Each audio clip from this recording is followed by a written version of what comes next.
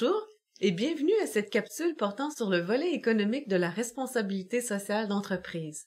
Aujourd'hui, nous avons l'honneur de recevoir M. Daniel Gagné, directeur responsabilité d'entreprise, environnement et sécurité chez Bell.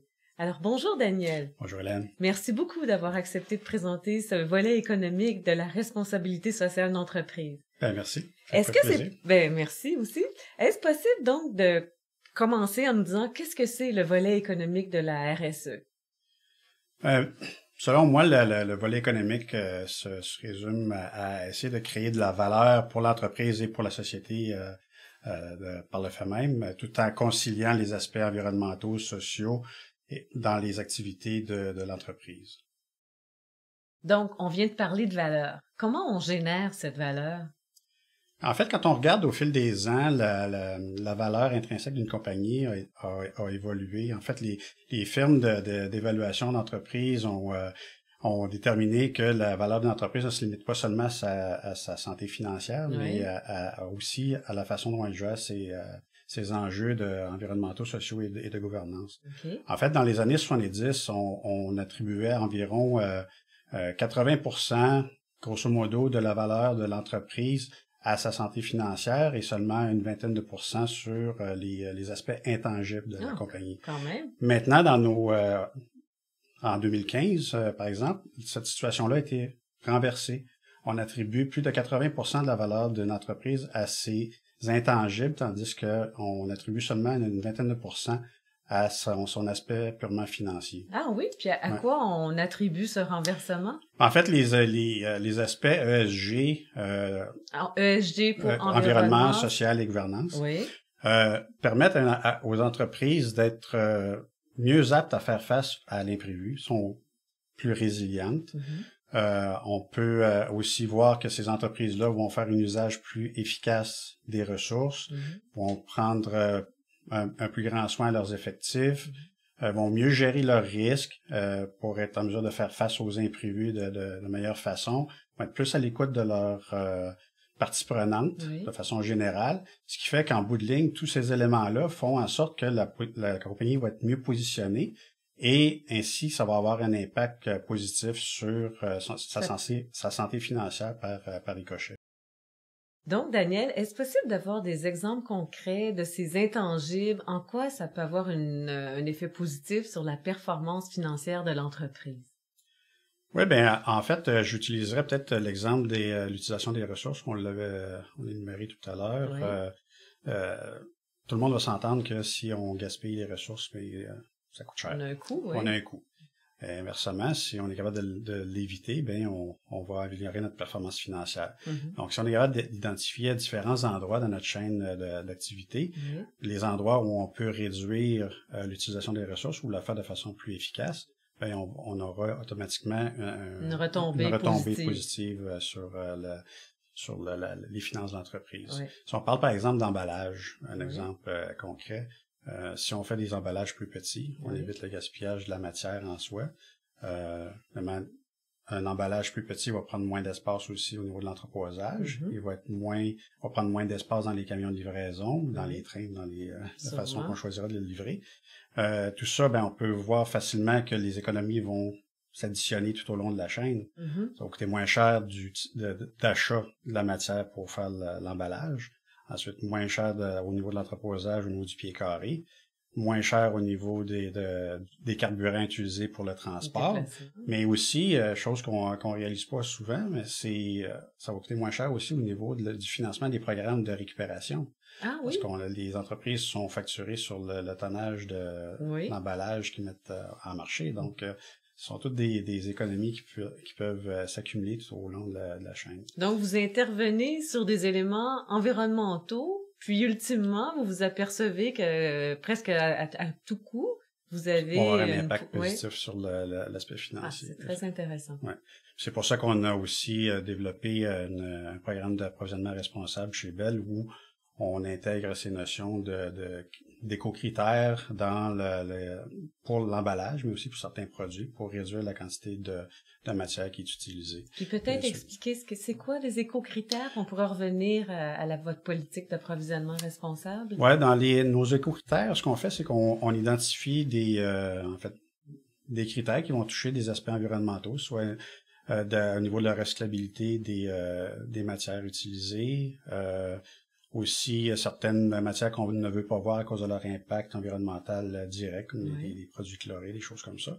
Et puis, on ajoute à ça aussi des aspects plus sociaux, donc au niveau des conditions de travail chez les fournisseurs, et des questions d'éthique et autres du genre. Donc, on met ça dans des fiches, puis on donne ça à nos gens du service d'approvisionnement, puis ils l'intègrent dans nos contrats d'approvisionnement. Donc, c'est ça votre politique d'approvisionnement responsable, avec des exigences par rapport à vos fournisseurs. Ouais, on a des exigences par rapport au fournisseur lui-même, mais aussi au niveau des produits en tant que tel. On peut aussi regarder du côté des extrants. Tantôt, l'emballage, on parlait plutôt au niveau des intrants, mais là, si on regarde au niveau des extrants, c'est un peu le même principe. On peut regarder l'ensemble des opérations de la compagnie puis revoir les endroits où on génère des matières résiduelles. Oui. Une fois qu'on fait l'inventaire des différentes matières, ben on peut identifier s'il y a une façon plus économique de les gérer, générer de la valeur pour l'entreprise. Parfois, un type de matière, dépendamment de la structure d'une entreprise, les opérations peuvent être dispersées. Puis quand on regarde aux différents endroits de façon isolée, peut-être que la quantité de matière ne justifie pas un programme local. Mais une fois qu'on fait un regroupement de ça, on consolide les matières, mais à ce moment-là, on est capable de trouver des meilleurs débouchés, une meilleure valeur. Donc, les matières résiduelles qu'on peut générer peuvent devenir une matière première pour une autre compagnie ou encore générer des revenus au niveau du recyclage. Quand il s'agit, comme cet exemple que vous donnez, là, quand vos matières résiduelles peuvent devenir une matière peut-être première pour une autre entreprise, c'est l'écologie industrielle. Ah, exactement, ouais, exactement. On cherche à valoriser aussi comme modèle d'affaires. Ouais. Donc ça, c'est intéressant. Et puis j'imagine que vous essayez d'optimiser, mais vous essayez de réduire peut-être des fois aussi quand vous voyez vos différents points de génération de matières résiduelles, vous essayez de voir s'il y a une possibilité. Ben effectivement, c'est un peu le corollaire un de l'autre. Si on gère au niveau des intrants, mais ça va nous permettre aussi de réduire au niveau des extrants. Donc c'est un continuum. Puis un exemple où on a mis ça en place chez Bell, où justement on a mis ce principe en application. Quand on regardait chacun de nos centres de travail, on voyait que dans le passé, la gestion des matières résiduelles était plutôt un coût. On envoyait beaucoup de matière à l'enfouissement. On pouvait pas valoriser parce que la quantité n'était pas justifiée. Mais une fois qu'on fait de la consolidation, on est capable de transformer ce coût-là en revenu. Donc, c'est un effet double. On part dans dessous, puis on arrive au-dessus avec un positif. Je vais vous donner un exemple. L'année dernière, en 2015, on a généré près de 8 millions de dollars en revenus avec nos programmes de récupération, recyclage et même de revente de certaines matières. Donc, ça devient très intéressant à ce niveau-là. Donc, c'est un très bel exemple qui démontre quand on agit, que ce soit en amont ou en aval, on peut avoir des retombées positives sur la performance financière. Effectivement. Donc, ça, c'est au niveau des matières résiduelles. J'imagine que vous avez d'autres niveaux également, que ce soit peut-être l'énergie. Ouais. L'énergie, c'est un autre très bon exemple. Ça vient un peu au niveau des intrants, mais encore là, il y a beaucoup d'économies à faire, effectivement. On a mis sur pied un programme en 2008. On a créé un comité de surveillance de l'énergie où on amène les différents départements de la compagnie qui soit gèrent l'énergie ou sont des grands utilisateurs d'énergie. Puis on se rend compte, on établit des objectifs annuels de réduction. On fait un suivi des initiatives. On essaie différentes choses et puis on regarde l'effet que ça a aussi au niveau de nos émissions de gaz à effet de serre. Mais si on revient à l'aspect économique, depuis 2008, bon an, mal an, on réussit à faire des économies de l'ordre de 5 millions de dollars en économie d'énergie. Ah oui, à travers nos opérations. Donc, quand on regarde, on prend le temps d'avoir une approche plus holistique, ça génère effectivement de la valeur pour l'entreprise. le même ordre d'idée, on regardait de quelle façon on pouvait aussi réduire nos gaz à effet de serre liés au voyagement des employés. Oui.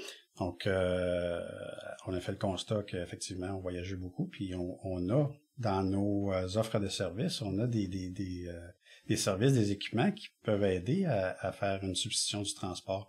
Donc, on a équipé nos bureaux avec au-dessus de 1300 postes de vidéoconférence. Ah, oui. Puis, on incite les employés à faire les réunions en vidéoconférence en premier lieu. Pour diminuer votre empreinte environnementale avec vos émissions de gaz à effet de serre. Ouais. Donc, l'année dernière, on a fait au-dessus de 157 000 appels vidéo. Ah. Puis, on estime que ce nombre d'appels-là équivaut à environ à une économie de l'ordre de 11 millions de dollars en frais de déplacement. Donc, c'est encore une fois, ce sont des bons exemples qui démontrent que quand on prend le temps de regarder les différentes opportunités qui s'offrent à nous, on est capable de générer des économies, des revenus ou des économies. Donc, à partir des intangibles, on crée de la richesse, on crée une performance financière. Avec ces exemples, Daniel, on voit quels sont les impacts directs de vos opérations et le bénéfice sur la performance financière de l'entreprise. Et qu'est-ce qu'il y en est des impacts indirects de vos activités? Moi, je dirais que du côté indirect, j'irais du côté de l'attraction que la compagnie a envers sur les investisseurs ou la clientèle. Si on prend par exemple l'accès au capital avec les investisseurs, comme on disait tout à l'heure, la valeur d'une entreprise est grandement influencée par sa performance environnementale, sociale et de gouvernance. Ces entreprises sont plus résilientes, deviennent une valeur plus sûre pour les investisseurs. Donc, il y a un attrait de plus en plus grandissant du monde de l'investissement responsable pour investir dans les compagnies qui ont une bonne démarche de développement durable bien élaborée et bien en selle. Sûrement que c'est le cas aussi pour vos institutions financières, pour vos prêts, vos financements, mais aussi pour vos assureurs, par exemple. Oui, effectivement, les assurances ont un peu la même optique. Si les risques sont bien gérés, ça devient plus attrayant pour une compagnie d'assurance. Et les primes d'assurance vont être ajustées en conséquence à la baisse. Donc, ce sont d'autres éléments qui font en sorte que une bonne démarche de développement durable va générer de la valeur financière en bout de ligne. Des impacts positifs, des impacts indirects positifs. Ouais. On a vu que ce qui suscite de l'attractivité, il y a l'investissement responsable, les investisseurs, mais aussi, vous aviez mentionné la clientèle. Est-ce possible de nous en parler? Oui, effectivement, la clientèle, on voit qu'il y a un courant où les clients ont tendance à aller vers les compagnies qui ont les mêmes valeurs qu'eux. Mm-hmm. Donc, comme le développement durable devient de plus en plus présent dans la tête et le cœur des gens,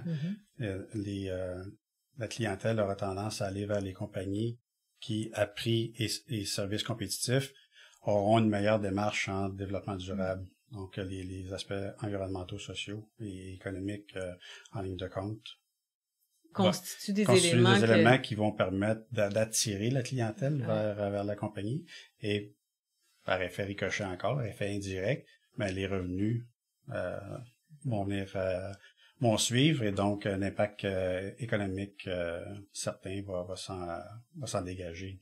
Très bien. On voit que du côté des appels d'offres de clientèle d'affaires, la portion développement durable dans l'évaluation prend de plus en plus de place. Aussi. Et on a vu, nous, depuis entre 2012 et 2015, le nombre d'appels d'offres qui ont des composantes de développement durable intégrés dans les barèmes d'évaluation ont doublé. Ah oui. Ouais.